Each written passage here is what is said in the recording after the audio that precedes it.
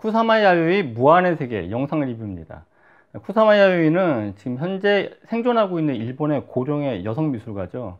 1929년도생이니까 국제적인 기준으로 91세예요.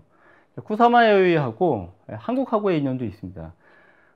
보도자료에 따르면 2000년도에 진화랑에서 개인전을 처음으로 했다라고 하고, 우리 일반적으로 알고 있는 거는 2003년도 아트 선제센터 개인전이죠. 미술관급, 우리나라 미술관급에서 개인전은 2013년도에 대구 미술관에서 개인전을 개최한 적이 있는데, 보도자료에 따르면 그때 대구 미술관에 입장한 방문객 수가 33만 명이라고 합니다. 저랑 쿠사마 야요이의 인연도 바로 그때 있었는데요. 대구 미술관 쿠사마 야요이 개인전 때 제가 전시 서문을 제가 썼습니다. 그래서 쿠사마 야요이에 관련된 영상 리뷰를 세 종류로 다루려고 하는데, 첫 번째는 이 영화에 관련된 영상 리뷰가 있고, 지금 이거요. 두 번째는 영화 속에서 쿠사마 야요이가 미국의 유명한 남성 미술가들로부터 표절당했다라는 듯한 그 내용이 나와요. 근데 그거에 대한 제 입장, 전 표절에 굉장히 관심이 많은 평론가죠. 그래서 그걸 다룰 거고요. 세 번째는 제가 대구 미술관 쿠사마 야요이 개인전 서문을 쓴 만큼 그거에 관련된 정보나 그 지식 데이터가 좀 있습니다. 그걸 나중에 추후에 한번 더 다루려고 그래요. 지금 이 영화 리뷰의 말미에서는 성공한 미술가는 어떻게 되는가를 다루려고 하니까 영상 끝까지 보십시오. 영화의 구성은 이렇게 되어 있어요. 그러니까 옛날 사진, 옛날 그림들, 쿠사마 야요이의 옛적 그 그림들하고 사진들을 스틸 사진으로 배경에 깔고, 쿠사마 야요이와 쿠사마 야요이 지인들이 하는 그 나레이션을 바탕에다 깔고 있어요. 이런 식으로 구성이 되어 있어서 역동성이 없는 것 같기도 하지만, 쿠사마 야요이의 작품이 워낙에 원색이 강하기 때문에 굉장히 속도감 있게 진행이 됩니다. 쿠사마 야요이는 일본에서 1952년경에 처음으로 개인전을 열고, 나중에 미국으로 건너가게 돼요. 영화에서는 1958년도에 전후 미국으로 건너간 최초의 일본 미술가라고 소개를 하고 있는데, 아주 정확하게 말하면 1957년도에 이미 미국 시애틀로 넘어갔습니다. 거기서 개인전을 한번 하고, 그리고 그 다음 해 뉴욕으로 넘어갔죠. 쿠사마 야요이의 작업을 보통 규정을 할 때는 보통 강박증, 그리고 땡땡이 그림, 그리고 그물 네트워크, 이런 걸 갖다 같이 연관시켜서 얘기를 하거든요.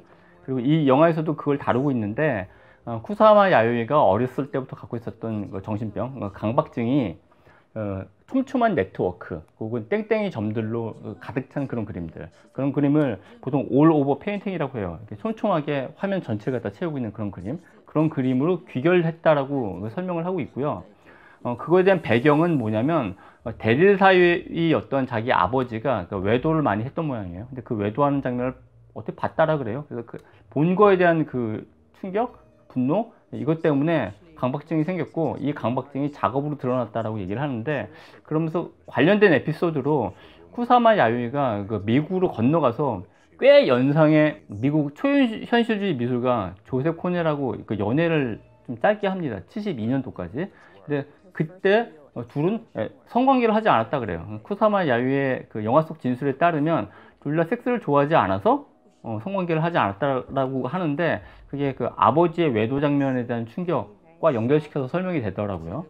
쿠사마 야요이의 땡땡이점 혹은 이 무한 그물 작업의 시원은 1959년도에 만들어진 태평양 더 퍼시픽 오션이라는 작품이래요. 근데 이게 미국 가서 전시를 처음으로 한 거라고 돼 있는데, 영화 속에서는 58년도에 전시를 했다라고 되어 있는데, 이 작품 자체는 1959년도 작품입니다. 그럼 땡땡이 점을 이 사람이 처음으로 만든 게 이때였느냐? 그건 아니고요. 1953년도, 그러니까 미국으로 건너가기 전에 게임이라는 작품으로, 이런 게임이라는 제목으로 작품을 하나 했는데, 여기서 땡땡이가 나오고, 쿠사마 야요이가 10세 때, 10살 때 그린 그림, 여자 얼굴에 땡땡이 점이 막 찍혀 있죠. 이게 1939년도에 그린 그림이거든요. 그리고 이제 이 땡땡이를 화면 전체에 균질하게 미국에 가서는 화면에 균질하게 땡땡이점 혹은 네트워크를 채워가지고 그림을 완성하게 된 거죠. 근데 그때가 1950년대 후반부터 60년대 초반까지가 미국에서 그런 그림들, 화면에 촘촘하게 물감을 갖다가 균질하게 채우는 추상표현주의가 유행했던 때이기도 합니다. 그래서 아버지가 바람피는 거에 대해서 본 것에 대한 충격, 그리고 여러 가지 강박증이 어떤 것을 이렇게 집적시키는 거, 쌓는 식으로 작업화됐다라고 영화 속에서 설명을 하고 있고, 실제로 쿠사마 야요이의 많은 작업이 그런 식으로 완성이 되죠.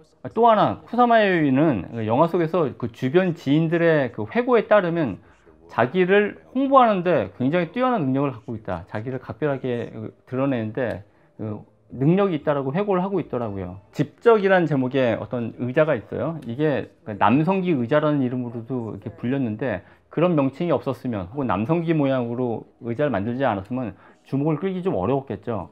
그리고 평상시에는 일반 평상복을 입고 있는데, 전시 오프닝이나 사람들이 많이 모이는 장소에서는 일본 전통 의상인 기모노를 입고 등장을 했다라고 하더라고요.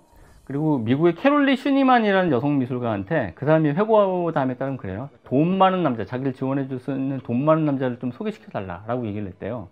캐롤리 슈니만도 알몸, 자기 알몸으로 자기 노출을 해가지고 주목을 받았던 여성 미술가죠. 영화 속에서는 표절에 대한 얘기도 잠깐 나옵니다. 1960년대 남성 미술가가 주름을 잡았던 미국 화단에서 여성이고 동양인인 쿠사마 야요이가 아무래도 차별을 받을 수밖에 없었다는 맥락에서 그 얘기가 나오는데, 뭐 그런 부분은 충분히 이해할 수 있습니다. 그러니까 여성이고 동양에서 온 여자가 미국 사회에서, 화단에서 차별받을 수밖에 없었다는 사정은 알겠는데, 약간 판에 박힌 구도로 설명하는 것 같다는 생각이 들어요. 그래서 거기서 예를 드는 게, 루카스 사마라스의 거울방하고 쿠사마 야요이의 거울방, 이게 거의 같은 시기에 만들어졌거든요. 이게 아무튼 표절한 거다. 앤디 워홀의 소벽지라는 작업이 있는데, 이거는 앤디 워홀이 쿠사마 야요이의 1964년도 전시 1000개의 보트라는 그 전시를 본 다음에 이걸 갖다가 옮긴 것 같다라고 쿠사마 야요이가 얘기를 해요.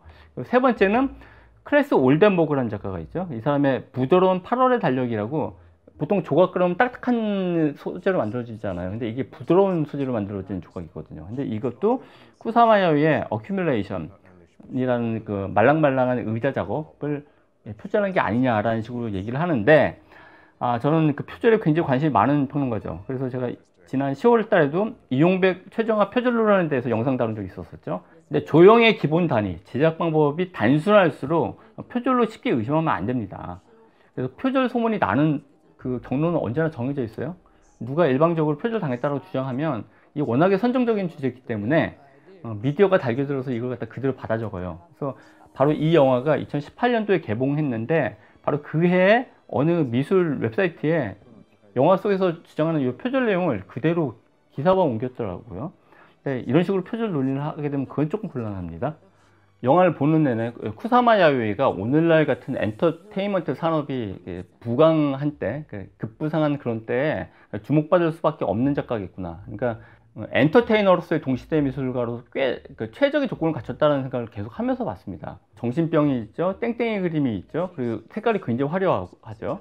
2012년도에는 패션 대기업인 루이비통이 쿠사마 야요이하고 콜라보레이션을 하죠. 쿠사마 야요이의 땡땡이 점을 자기의 그 패션 브랜드에 그대로 도입을 하는데, 이 패션 브랜드에 들어가는 땡땡이 점을 쿠사마 야요이가 디자인했겠어요?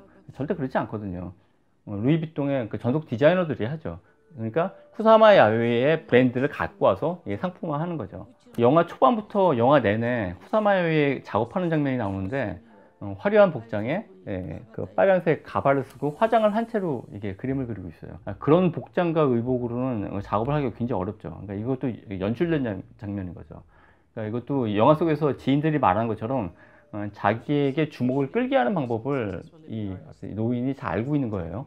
이렇게 관심을 끄는 방법은 영화 속에서 몇 번 거론이 됩니다. 1966년도 베니스 비엔날레 때 초대는 받지 않았지만, 베니스 비엔날레 그 안에 들어가서 1,500개의 은색공을 늘어놓고 그 은색공을 사람들한테 많이 팔았거든요. 지금 나오는 장면이 굉장히 자주 인용되는 사진이죠.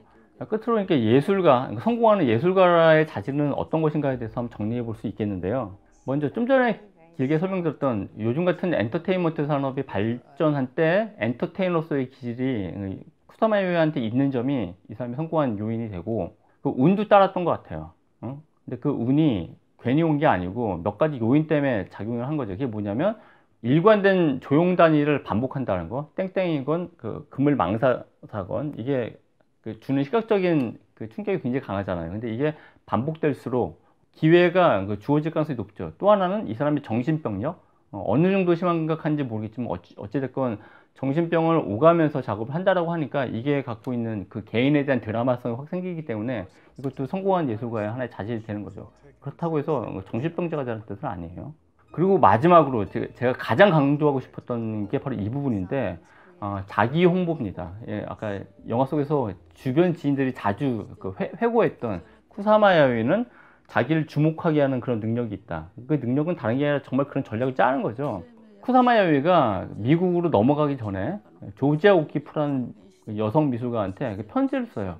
어떻게 하면 성공할 수 있느냐. 그랬더니 조지아 오키프가 너의 그림을 직접 갖고 뉴욕에 와서 홍보를 한번 해보라라고 얘기를 해요. 그랬더니 쿠사마 야요이가 직접 1957년도에 실행을 하는 거죠. 그러니까 직접적인 행동, 그러니까 외부로부터 연락이 오기 전에 예술가가 자발적으로 먼저 자기 판촉을 시작하는 거, 성공하는 예술가가 갖고 있는 여러 가지 요건 가운데 굉장히 중요한 요건이라고 저는 생각합니다. 쿠사마 야요이 무한의 세계는 2020년도 12월 4일 금요일 오후 2시에 CGV 용산 아이파크몰에서 언론 배급 시사회로 봤습니다. 이 영화의 별점을 약간 고민되는데 그냥 4개 주겠습니다.